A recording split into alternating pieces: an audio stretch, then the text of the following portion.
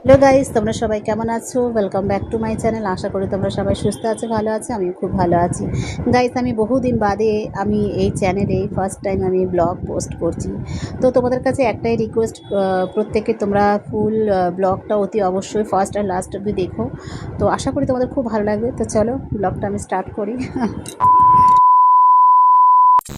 মাসির বাড়ির থেকে, মানে আমার নিজের মাসির বাড়িতে এরকম প্রচুর গাছ আছে, তো বিশাল বড় বড় কাঁঠাল হয়েছে।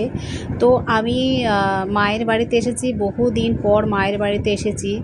তো দুটো কাঁঠাল নিয়ে এসেছিলো, একটা মায়ে এখানে থাকি, এখানে একটা পাশে একটা বাড়িতে দিয়েছে, তো একটা আমাদের ঘরের জন্য।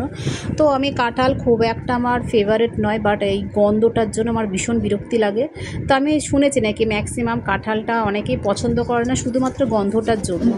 তো যাই হোক, আমি দুই একটা মানে খাবো, তো জানি না কীরকম। না, তার সবচেয়ে বড় কথা না, ওই যে নরম নরম যে কাঁঠালগুলো হয় না, বেশি পেকে গেলে যেটা মজে যায়, সেই কাঁঠালটা না আমার একদম ভালো লাগে না। যেগুলো একটু খাজা খাজা মতন থাকে সেইগুলো ব্যাপক লাগে খেতে।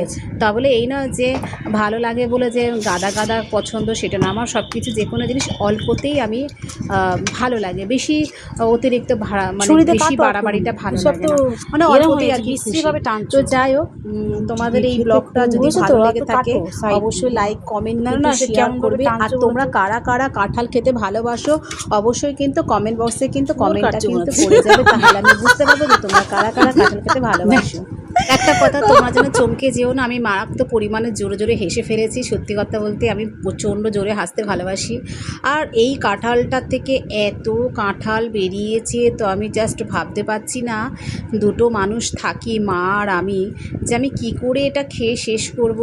তো মা বলছে এগুলো ফ্রিজে সব টিফিন কারি করে রেখে দিয়ে, একদিনে তো খেয়ে শেষ হবে না।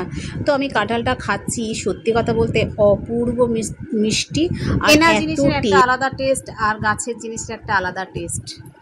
তো গাইজ দেখো, এখানে মা সব ছাড়িয়ে ছাড়িয়ে রাখছে কত কাঁঠাল। আমি তো জাস্ট এই দেখো, জানা মনে হচ্ছে অপারেশন করছে কাঁঠালটাকে। সত্যি কথা বলতে দেখে ভয়ঙ্কর লাগছে, আর আমার তো মাথা ঘুরে যাচ্ছে, এত কাঁঠাল খেয়ে শেষ করবে।